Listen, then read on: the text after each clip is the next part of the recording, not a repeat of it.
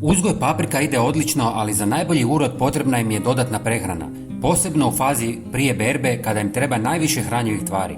U ovom videu pokazat ćemo vam kako napraviti učinkovito domaće gnojivo od jednostavnih i pristupačnih sastojaka koje vjerojatno već imate kod kuće. Ovo gnojivo ne samo da pomaže paprikama, već je odlično i za rajčice, krastavce i tikvice. Osim toga, pruža zaštitu od štetnika i bolesti poput pepelnice i plamenjače. Dakle, radi se o multifunkcionalnom gnojivu koji nudi sve što vam treba. Prije nego se počnemo, pretplatite se na naš kanal kako biste bili u toku s našim najnovijim videima. Potpuno je besplatno. Hvala vam. Prvi sastojak je jedna žlica heljde koju ćemo usitniti.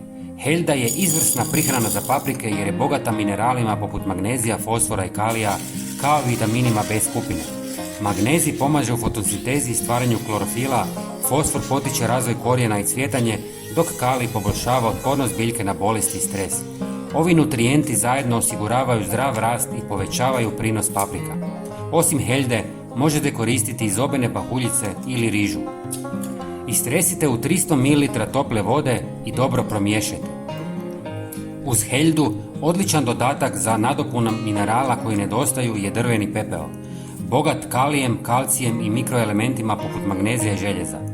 Kombinacija heljde i drvenog pepela osigurat će paprikama širok spektar hranjivih tvari potrebnih za optimalan rast i razvoj. Kako bismo dodatno zaštitili paprike od bolesti poput pepelnice i raznih štetnika, dodat ćemo i pola žlice češnjaka u prahu ili svježi. Češnjak je jedan od najjačih prirodnih fungicida i insekticida za vaš vrt. Sve sastojke ostavite u vodi par sati kako bi se dodatno otopile.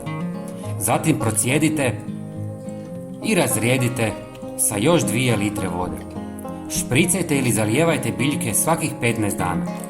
Svaka biljka treba oko 200 ml ove prihrane. Prijatelji, pogledajte i naš sljedeći video na vašem ekranu. Hvala vam puno. Pozdrav!